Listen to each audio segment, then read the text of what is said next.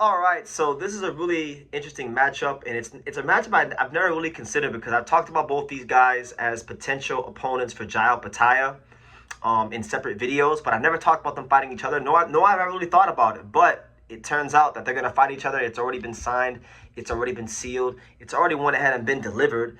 Y'all can say the date, June the 6th in Bournemouth, England, right? You're going to have what I think is one of the best action fights on the schedule as Bournemouth's favorite son, the fighting pride of all Bournemouth, Chris Billam-Smith, the former WBO Cruiserweight Champion of the world. He returns to the ring for the first time in a little bit over a year, and he'll be taking on one of the premier action fighters in boxing himself, the fighting pride of all of Canada. My main man, 50 grand, Ryan Rozicki, yes. Both guys I've talked about being opponents for Jai Patai, but they're fighting each other. And you know what? I love this fight. It's the inaugural Zuffa boxing card on Sky Sports, as many of you guys, I don't know, as some of you guys may or may not know. Zuffa Boxing has signed a contract with Sky Sports in the UK, which is massive.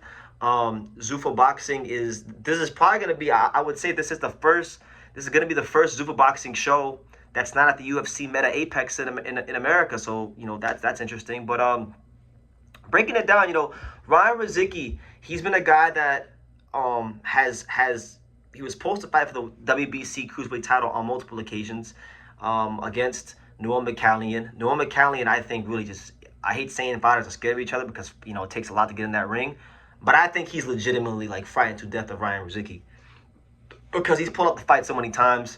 I was there when Ryan Rozicki and Noah had their face-off in Miami or in Florida because they were supposed to fight on the Blair Cobbs Asia Broner undercard, and I was there at the press conference, and I was in the presence of Ryan Rozicki, and he's intense. He gets really, really intense in terms of his preparation and his focus, and he really he don't even really care about being a champion like that. He just wants to be a savage, and he wants to emulate the fighters of yesteryear, like Bob Fitzsimmons and Jack Dempsey and all those guys that you hear him talking about from the boxing history books.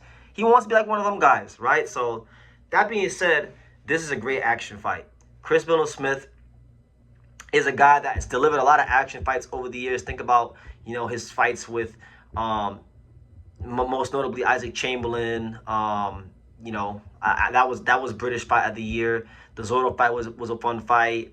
Even Richard Riakpo was a fun fight. So and even this crazy knockout that he had against Arnold Joja, this is a guy, Chris Billam-Smith. He's not the flashiest guy in the world. Same thing with Rozicki, not the flashiest guy in the world. But these two guys, they bring their lunch pail and they bring that smoke. They bring the pain, right? And so I think if there was a matchup in the cruiserweight division where both guys were made for each other, this is the matchup. I really believe that because when you talk about Rozicki, I mentioned his love for Jack Dempsey earlier. He likes to get on the inside. He likes to bend the waist and create angles for himself and throw wide clubbing, hard hooks. He wants to put your lights out and cut the lights out. Billam-Smith's going to be in the high guard. He probably won't be moving the waist as much as a guy like Rozicki, but he's going to be in the high guard and he's going to look to move his hands. He'll box you here and there, but ultimately he wants to fight. His nickname's a gentleman, but he's everything but that in the ring. So I think both these guys are hungry for a win. I think both these guys, being that they've both been linked to Jai Pataya at one point or another, a win here for either guy puts them in the running for a Jai Pataya fight, which I'm not really sure what that means because, Jai doesn't have the IBF title. This is the Zuffa Boxing umbrella, but he has the Zuffa Boxing title. So, I guess the winner of this could fight Jai for the Zuffa Boxing title. But, Zuffa Boxing title, IBF title aside, the winner of this fight against Jai is also another really fun fight for the Cruiserweight division. So, the Cruiserweight division is heating up, and it's getting a lot of mainstream attention due to Dave Benavidez' entry into the weight class and people discovering who Jai is now. So, it's good to see that the Cruiserweight division stay active with really interesting fights. I think this fight is going to be all about just really and truthfully who's more durable. And it's really hard to gauge who the more durable guy is because I would say, both guys have 2 losses. Neither guy's been stopped. Rozicki's only loss came at Bridgerweight because he fought in the inaugural Bridgerweight fight against Oscar Rivas. That was actually one of my introductions to Ryan Rozicki. And Rivas is a heavyweight, right? So really, if you want to get technical about it, Ryan Rozicki has never lost a fight as a cruiserweight. You understand? On paper, you know, his other blemish was against Yamil Peralta in their rematch because they had a controversial fight the first time. And Rozicki, I thought he won that fight, and he actually boxed Peralta pretty well. Showed a little bit of nuance to his game and deserved a decision, but they didn't give it to him.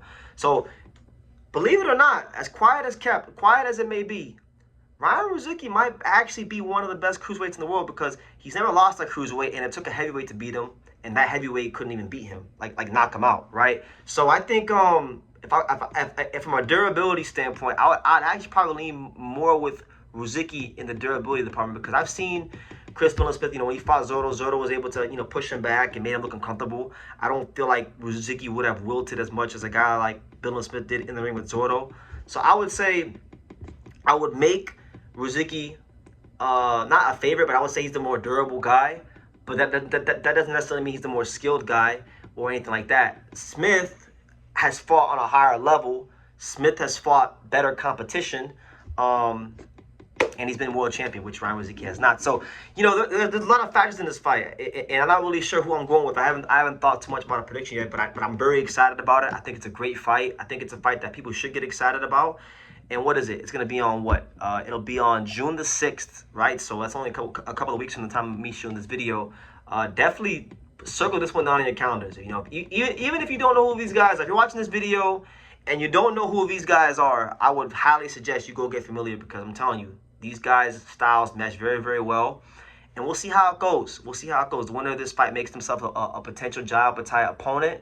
And however it goes, I definitely see this fight being a fight where both men are going to get cut.